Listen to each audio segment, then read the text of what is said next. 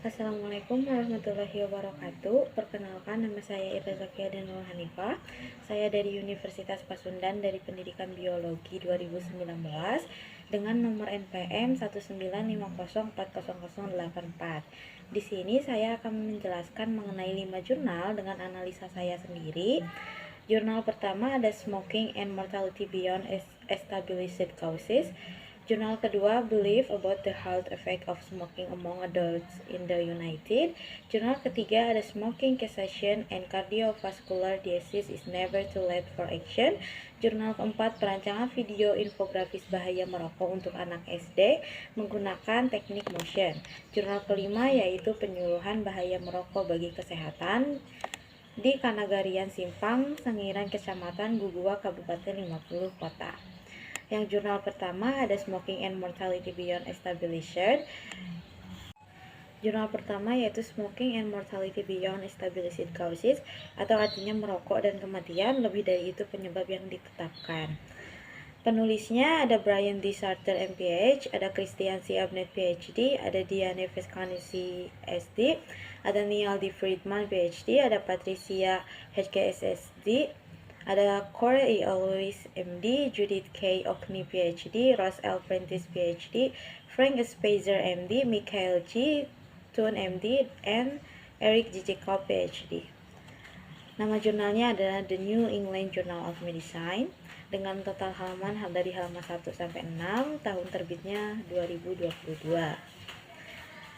Untuk abstrak di sini ada pendahuluan, kematian di antara perokok saat ini adalah 2-3 kali lebih tinggi daripada orang yang tidak pernah merokok. Sebagian besar dari kelebihan kematian ini diyakini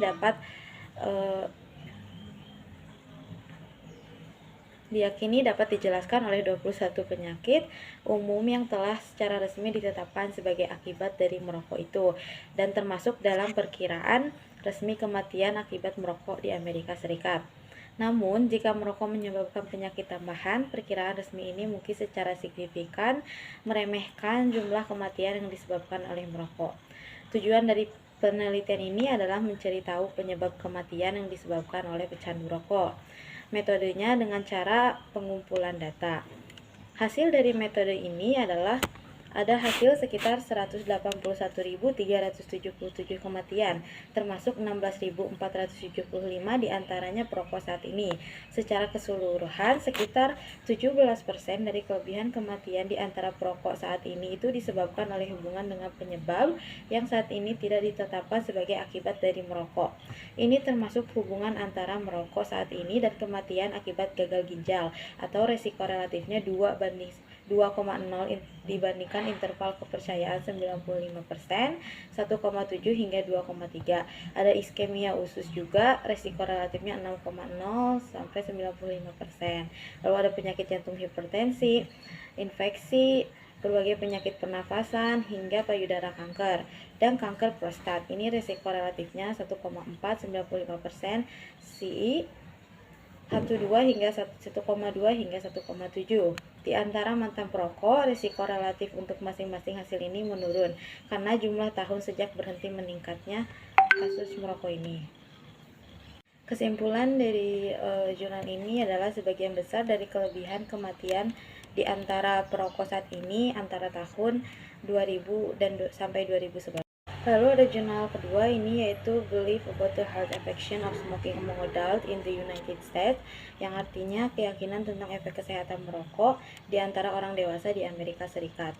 Nama penulisnya ada Sarah D. Mills, PhD, MPH, and Christopher Wisen, PhD. Nama jurnalnya dari National Library of Medicine. Halamannya 497 sampai 505. Tahun terbitnya 2021. Abstrak dari ini ada pendahuluan, merokok dikaitkan dengan beberapa kanker, termasuk kanker paru-paru, kandung kemih, perut, hati, ginjal, pankreas, laring, ovaring, dan kerongkongan. Merokok juga meningkatkan kemungkinan penyakit kronis, termasuk stroke, kebutaan, penyakit jantung, dan di antara wanita merokok memiliki efek reproduksi negatif. Contohnya yaitu mengurangi kesuburan dan meningkatkan risiko kehamilan ektopik. Paparan asap rokok secara kausal terkait dengan iritasi hidung, stroke, kanker paru-paru dan penyakit jantung. Tujuan dari penelitian ini adalah untuk dilakukannya kampanye yang menargetkan segmen populasi dengan pengetahuan yang kurang tentang efek kesehatan dari merokok. Metodenya dengan studi PET dilakukan melalui kerjasama antara National PET menggunakan desain sampel probabilitas bertingkat 4 dan dilakukan wawancara juga. Hasil dari pembahasan ini adalah temuan dari penelitian ini menunjukkan bahwa kampanye anti tembakau telah berhasil meningkatkan pengetahuan tentang efek dan kesehatan dari merokok. Untuk beberapa efek kesehatan, individu yang melaporkan lebih banyak paparan kampanye anti tembakau lebih mungkin untuk mendukung efek kesehatan yang mapan dari merokok. Meskipun penelitian ini tidak menanyakan responden tentang kampanye tertentu, kampanye ini tuh ditayangkan selama pengumpulan data untuk penelitian ini. Tipsnya berfokus pada beberapa efek kesehatan dari merokok, termasuk berbagai jenis kanker, penyakit jantung, kelahiran prematur, dan kondisi kesehatan lainnya diperiksa dalam penelitian ini di Pusat Kelahiran Pencegahan Penyakit pada tahun 2017. Kampanyenya ini harus menargetkan segmen penduduk yang kurang memiliki pengetahuan. CDC menyatakan bahwa menghilangkan disparitas demografis dalam penggunaan tembakau adalah prioritas. Lalu kesimpulan dari penelitian ini adalah pengetahuan tentang efek kesehatan merokok bervariasi di seluruh kondisi kesehatan. Selain itu, pengetahuan dikaitkan dengan karakteristik demografis dan paparan kampanye anti tembakau, serta kesehatan perokok dan ketergantungan nikotin. Kesehatan masyarakat akan mendapat manfaat dari kampanye yang menargetkan segmen populasi dengan pengetahuan yang kurang tentang efek kesehatan dan merokok. Kelebihan dari jurnal ini adalah metode yang digunakan sangat cocok untuk penelitian ini, tetapi pada kekurangannya penelitian ini tidak menanyakan responden tentang kampanye tertentu. Lalu lanjut ke jurnal ketiga. Judulnya adalah Smoking Caucasian and Cardiovascular Disease is Never Too Early to Late for Action, yang artinya berhenti merokok dan penyakit kardiovaskular tidak pernah terlalu dini atau terlambat untuk bertindak. Nama penulisnya ada Nancy A, Rigotti MD, Mary M, ada McDermott, MD. Nama jurnalnya Journal of the American College of Cardiology. Halamannya 508 sampai 511. Tahun terbitnya tahun 2019. Abstrak pendahuluannya, dampak buruk bagi kesehatan telah banyak didokumentasikan sejak tahun 1960-an. Sejumlah penelitian juga telah mengukur ekonomi biaya yang dikenakan merokok pada masyarakat. Namun, ini penelitian sebagian besar dilakukan di negara-negara berpenghasilan tinggi dengan dokumentasi terbesar dari negara berkembang. Tujuan dari penelitian ini adalah untuk mengukur biaya ekonomi dan dari penyakit yang disebabkan oleh rokok di negara-negara di seluruh dunia.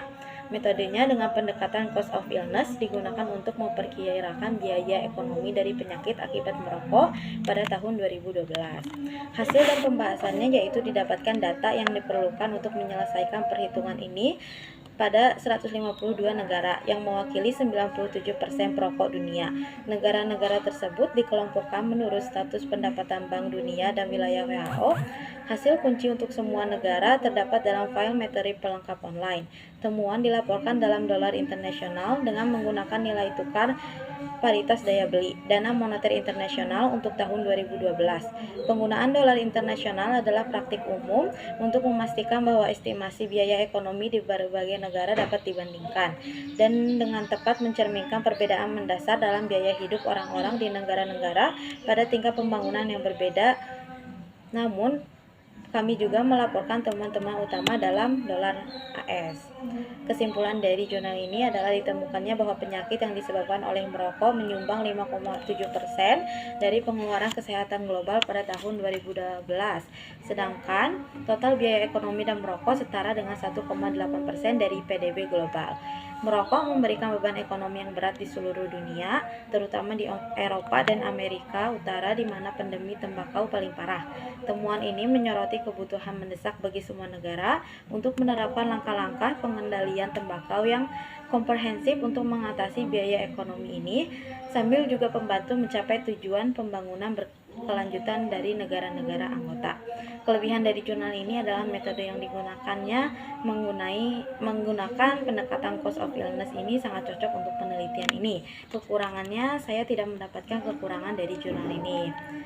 Lalu jurnal keempat ada perancangan video infografis bahaya merokok untuk anak SD menggunakan teknik motion grafis. Nama penulisnya dari Indi Oktaviani, Nira Rusanti, Valdi Hendrawan, Widya Adharyanti Rahayu. Nama jurnalnya yaitu Jurnal Desain Komunikasi Visual Asia atau JESCOVSIA. Halamannya 65 sampai 67, tahun terbit tahun 2018. Pendahuluannya, kesehatan merupakan salah satu aspek terpenting bagi kehidupan manusia. Saat ini banyak penyakit yang disebabkan tidak hanya melalui kuman atau bakteri, melainkan dari kebiasaan atau pola hidup yang tidak sehat. Kanker paru-paru, jantung koroner, stroke merupakan contoh-contoh dari penyakit yang ditimbulkan akibat merokok. Merokok ini mengganggu kesehatan. Banyak penyakit telah terbukti menjadi akibat buruk merokok, baik secara langsung maupun tidak langsung. Tujuan artikel ini adalah dibuat agar bisa mengedukasi anak melalui tayangan video. Dengan metode yang digunakan dengan memberikan kampanye dengan media yang digunakannya adalah video. Hasil dan pembahasan. Di dalam video infografis ini terdapat 3 karakter, yaitu karakter Doni berusia 10 tahun, 12 tahun, dan 15 tahun. Setiap karakter ini akan muncul di setiap informasi dalam video. Ketika Doni berusia 12 tahun, dia menceritakan bahwa dia merokok di usia 10 tahun. Dan ketika karakter berada di usia 13 tahun muncul dalam informasi zat yang terkandung di dalam rokok, karakter di usia 15 tahun untuk muncul sebagai perokok aktif dan dampak penyakit karena rokok. Di dalam video infografis ini akan menampilkan objek-objek gambar yang nantinya mampu mendukung alur cerita. Di dalam cerita akan ada gambar toko. Toko akan muncul di scan 5 sebagai bentuk bangunan yang akan dituju oleh Doni untuk membeli rokok. Ketika karakter berusia 12 tahun akan muncul bangunan sekolah SMP. Bangunan ini sebagai latar background Doni. Karakter juga digambarkan memakai seragam SMP. Lalu hasil dari kesimpulannya adalah video ini menggabungkan animasi, suara, dan gambar yang unik agar lebih menarik. Dirancang sedemikian rupa agar penjelasan informasi tentang rokok sesuai dengan usia target yang berada pada usia 6-12 tahun. Agar lebih efektif, maka video ini dibuat dengan alur yang sederhana dan menggambarkan objek yang terkesan anak-anak. Video akan bisa diakses kapan saja melalui internet untuk edukasi dan hiburan dengan mudah dan menyenangkan. Dengan adanya perancangan video infografis mengenai bahaya merokok untuk anak SD, diharapkan mampu menambah pengetahuan akan bahayanya rokok dan juga sebagai media informasi yang mudah dipahami. Kelebihan dari jurnal ini adalah penelitian ini menggunakan metodenya dengan video dengan animasi, suara, dan gambar yang unik, sehingga akan mudah dipahami oleh anak-anak. Lalu selanjutnya ke jurnal terakhir, ada jurnal penyuluhan bahaya merokok bagi kesehatan di Kenagrian Simpang Sugiran, Kecamatan Gugua, Kabupaten 50 Kota. Nama penulisnya yaitu Ida Suryati, Rizal Japri, Valery Siska Yunere, Adina Mulia Berli, Amoval Ahyar Vendriato. Nama jurnalnya Jurnal Abdimas Kesehatan Perintis. Halaman dari 15 sampai 18, tahun terbitnya 2019. Pendahuluannya, negara Simpang Sagiran ini terletak di wilayah pemerintahan Kecamatan Gugua, Kabupaten 50 Kota, terletak di ketinggian 501 mdl dan luas wilayahnya 1930 hektar. Kenagarian Simpang Sugiran ini memiliki jumlah penduduk pada tahun 2016 2.575 jiwa laki-laki dan 1.274 jiwa perempuan dengan 1.301 jiwa dan 848 kartu keluarga. Tujuan dari penelitian ini adalah untuk memberikan pengetahuan bahayanya merokok kepada masyarakat agar terhindar dari berbagai macam penyakit. Metode yang digunakan dengan hasil survei, wawancara, dan observasi. Hasil dan pembahasan dari jurnal ini adalah dilakukannya pengetahuan masyarakat tentang merokok, sudah ada peningkatan tentang pengetahuan sebanyak 75%. 25% perilaku masyarakat berkeinginan dalam menghentikan kebiasaan merokok. Kegiatan ini dihadiri oleh sebanyak 60 orang masyarakat di Kenagarian Simpang Sugiran, di mana dalam pelaksanaan masyarakat antusias menanyakan tentang bahaya merokok dan bagaimana cara menghentikan merokok. Hasil yang didapatkan bahwa masyarakat banyak yang tahu tentang informasi bahaya merokok tetapi sangat sulit untuk menghentikannya. Kesimpulannya adalah merokok sangat berbahaya bagi kesehatan rokok. Salah satunya penyebab kematian utama di dunia dan merupakan satu-satunya produk legal yang membunuh hingga setengah penggunanya. Pencegahan lebih baik daripada pengobatan, banyak dampak negatif daripada dampak positifnya karena bahaya dari rokok bagi kesehatan sudah tidak diragukan lagi. Banyak penyakit yang muncul dari rokok, apabila hal ini dibiarkan terus berlangsung, maka akan mengakibatkan permasalahan yang serius pada kesehatan tubuh manusia. Dan seharusnya masyarakat sadar akan bahaya merokok bagi kesehatan tubuh mereka. Dari hasil kegiatan penyuluhan ini didapatkan bahwa pengetahuan masyarakat sudah baik bagi kesehatan tubuh mereka. Dalam hal ini masyarakat sudah baik mengetahui bahaya merokok bagi kesehatan, namun diperlukan adanya suatu bentuk terapi untuk mengurangi bahkan menghilangkan kebiasaan merokok bagi masyarakat dapat berdasarkan akan bahwa rokok bagi kesehatan mereka dan orang sekitarnya. Segera meninggalkan kebiasaan merokok ini supaya kesehatan mereka tetap terjaga dan nantinya menjadikan tubuh mereka sehat, bugar, dan terhindar dari penyakit yang mengancam jiwa masyarakat. Kelebihan dari jurnal ini adalah tujuan penelitiannya sangat bagus agar masyarakat dapat mengurangi penggunaan rokok dengan bahayanya dijelaskan.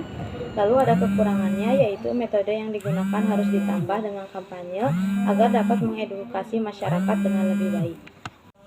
Cukup sekian presentasi yang saya dapat paparkan mengenai review 5 jurnal. Terima kasih. Wassalamualaikum warahmatullahi wabarakatuh.